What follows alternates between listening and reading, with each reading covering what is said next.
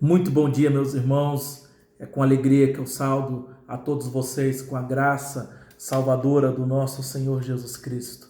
É um prazer poder reunir com vocês neste momento para compartilharmos, do estudo da Palavra de Deus. Estamos no nosso terceiro estudo através desse meio de comunicação.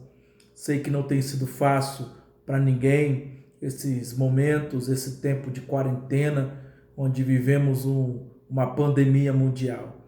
Mas aprove a Deus, queridos irmãos, que pudéssemos ter esse meio para nos comunicarmos, para podermos, apesar da distância, ensinarmos a palavra de Deus, ouvirmos a palavra de Deus e podermos assim crescer no conhecimento da palavra de Deus.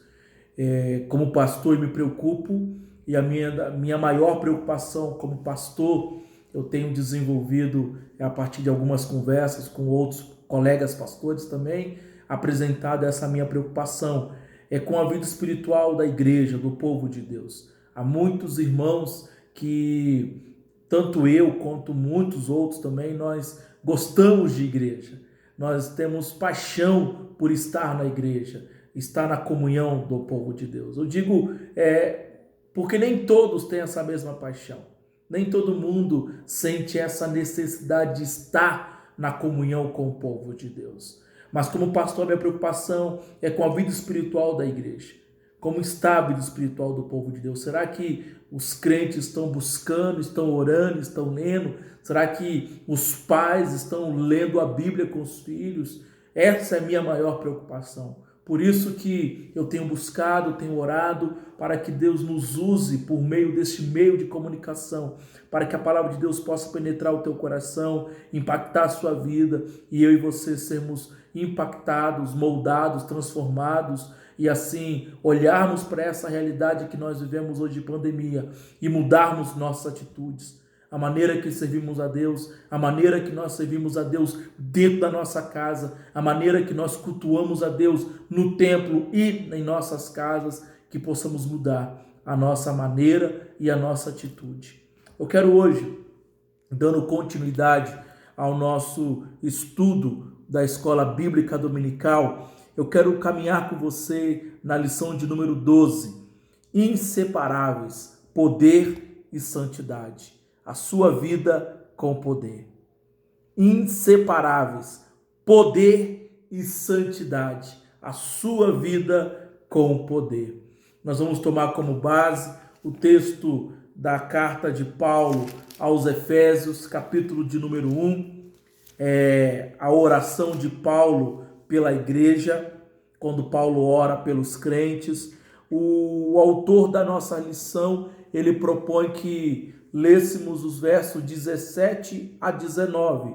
Contudo, eu quero sugerir que leiamos o contexto maior da oração e entendermos a dimensão dessa oração de Paulo, e nós vamos frisar os versos 17 a 19.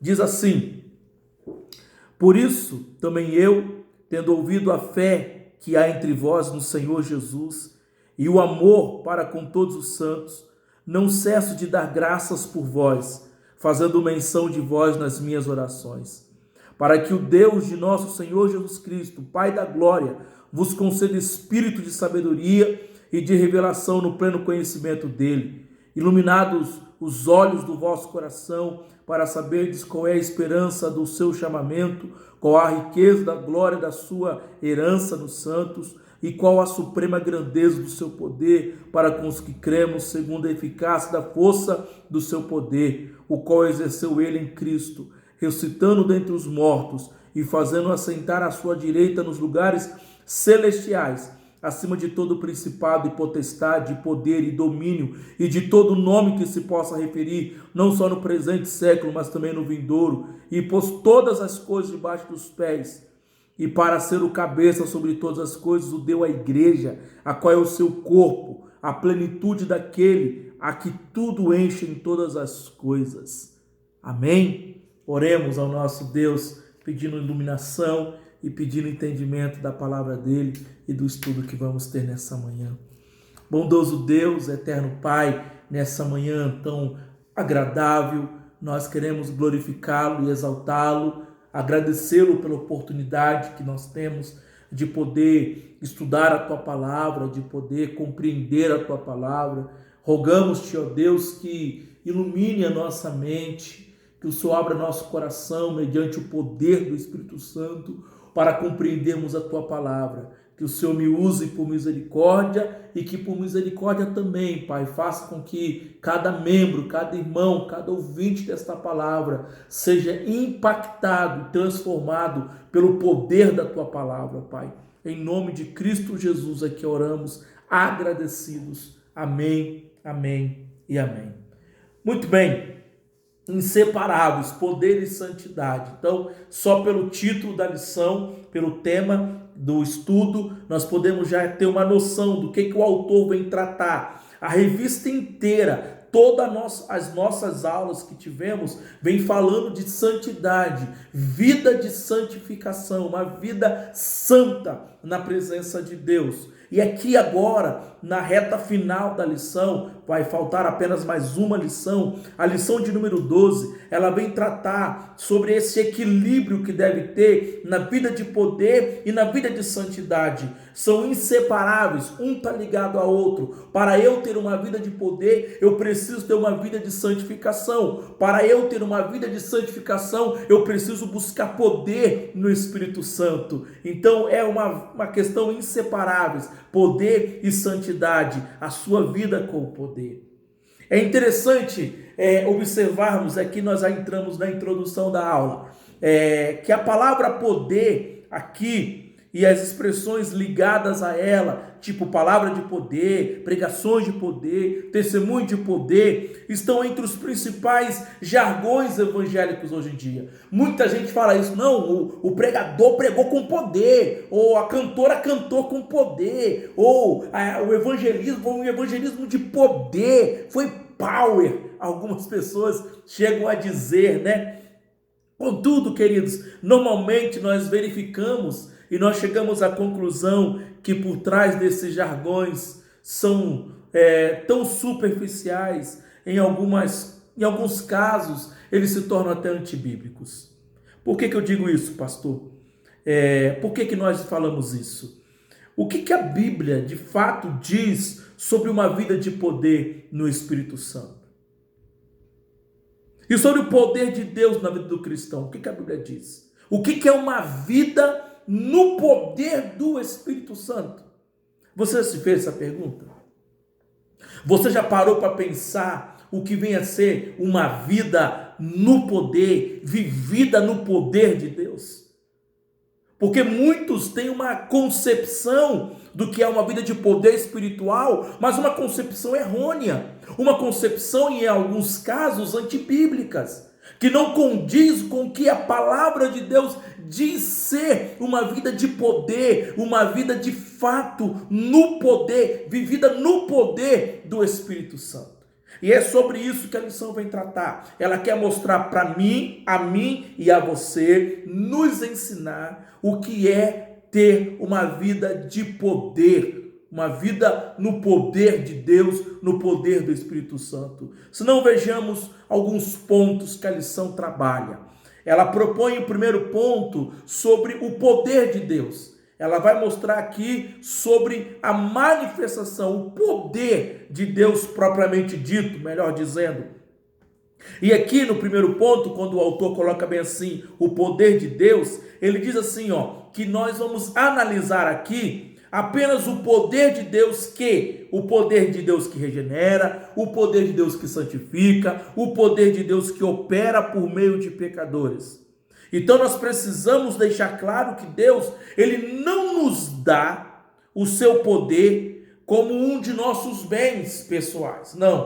Não é um poder que eu e você podemos usar a nosso bel prazer, e nem se adquire esse poder com bens, querendo comprá-lo. Há um personagem bíblico que fala sobre isso.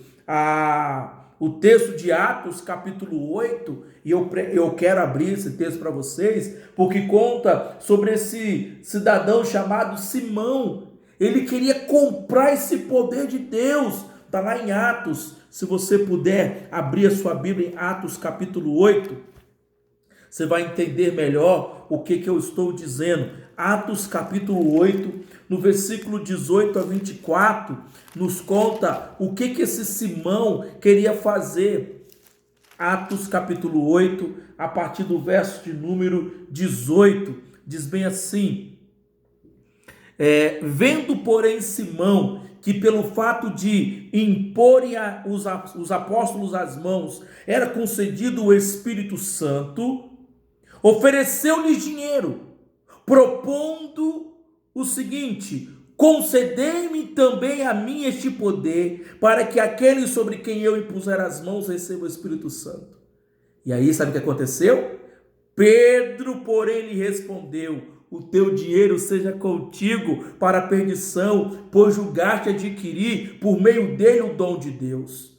E aí Pedro foi mais enfático: não tens parte nem sorte nesse ministério, porque o teu coração não é reto diante de Deus. Arrependa-te, pois, da tua maldade e roga ao Senhor. Talvez te seja dado, talvez te seja perdoado o intento do coração, porque ele queria comprar o poder de Deus. Então, esse Simão, a semelhança de muitos hoje fazem assim, querem comprar o poder de Deus. Eu te dou e Deus me dá o poder. Eu compro com um valor e eu vou receber aquele poder para exercer aquilo, aquela outra coisa. Não, esse não é o poder de Deus.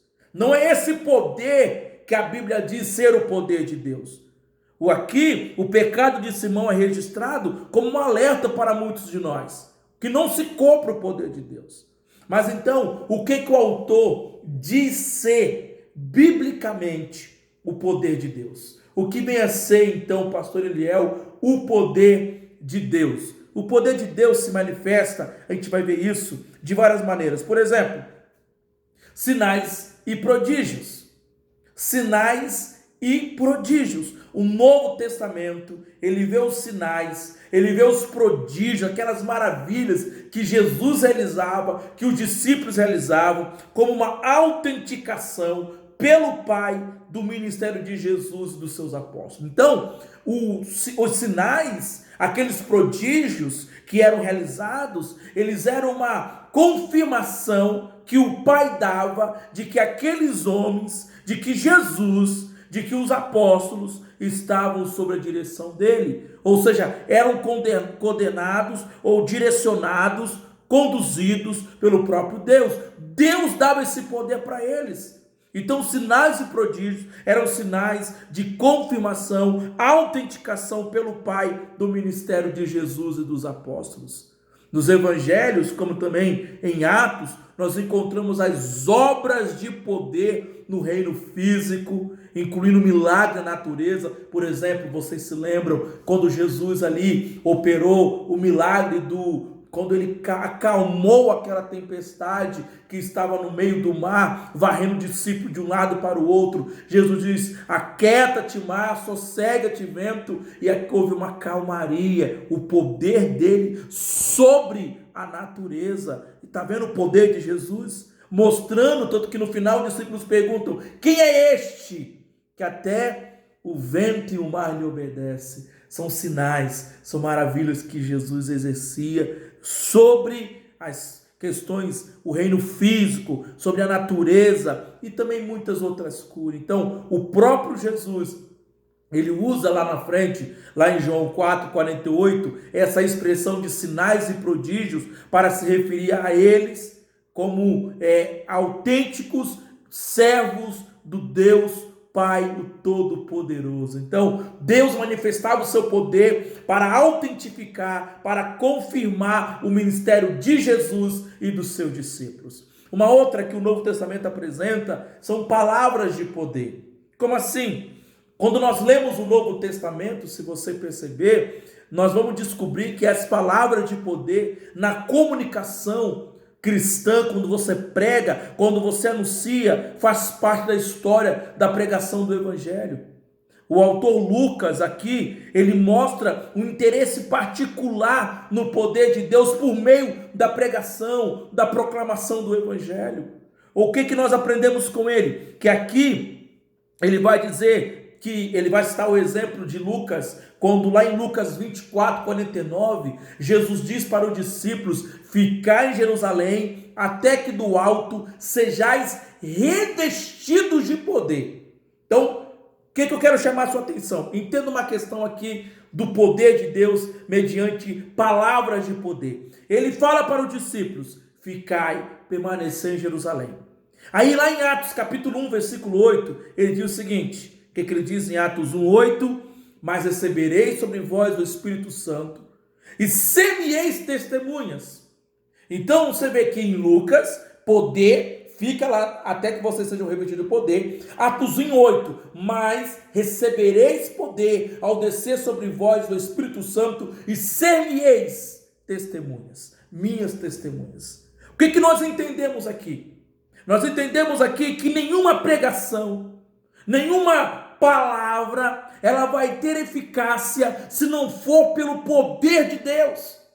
Não haverá nenhuma ação de transformação, de mudança, de libertação, de nada, se ela não for pregada, anunciada, estudada, falada, proferida pelo poder de Deus.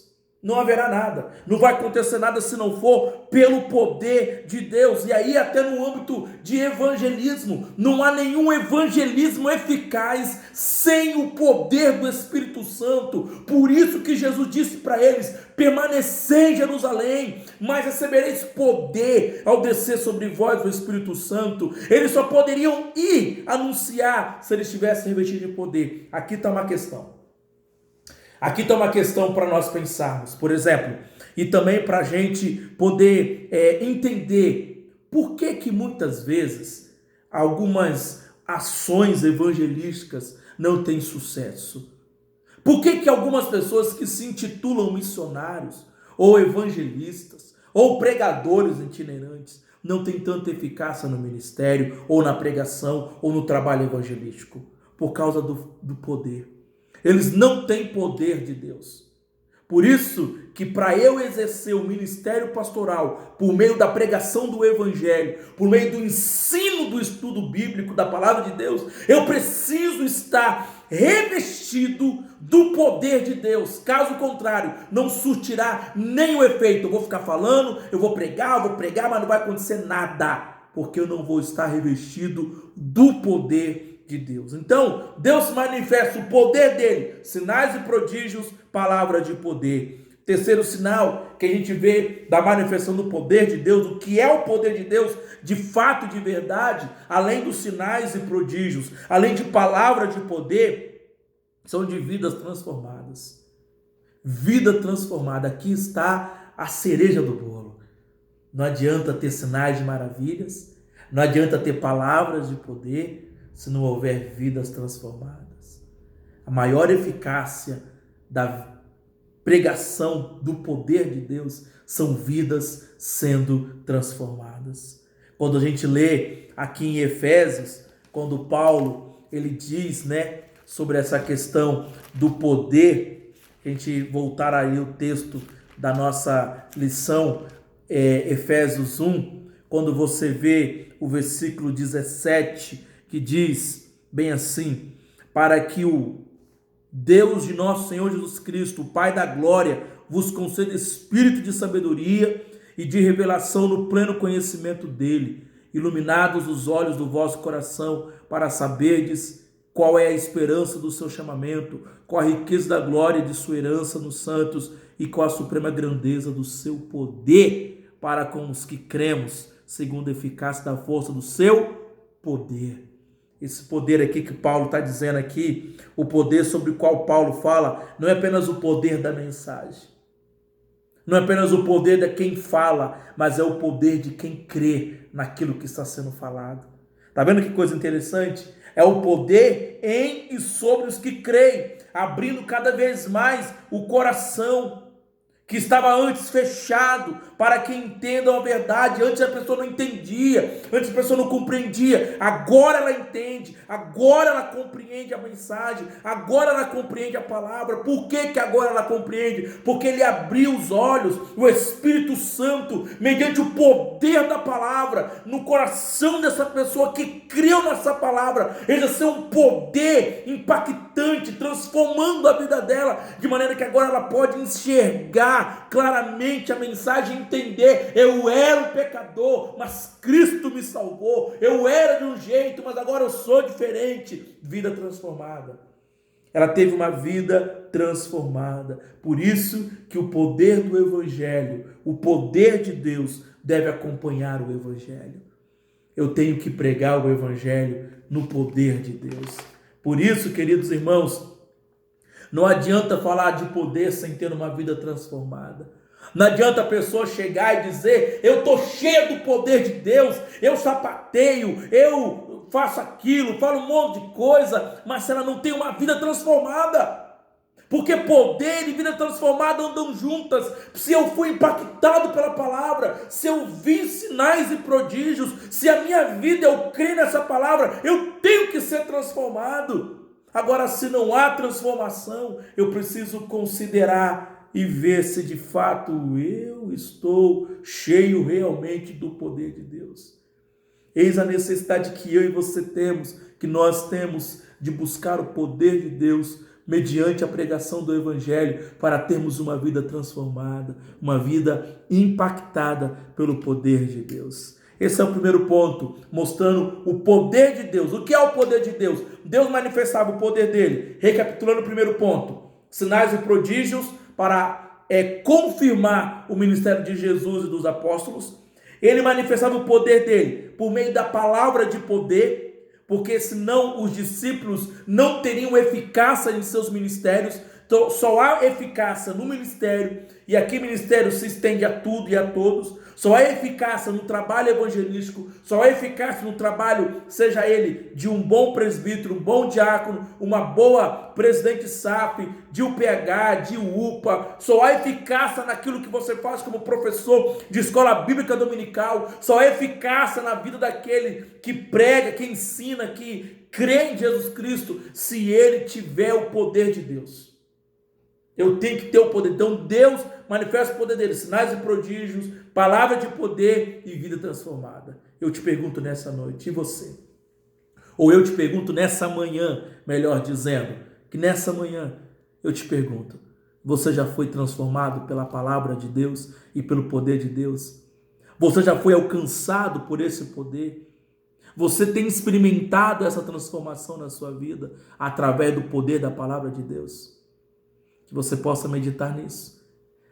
Vamos então para o segundo ponto. O que o autor fala para nós nesse segundo ponto?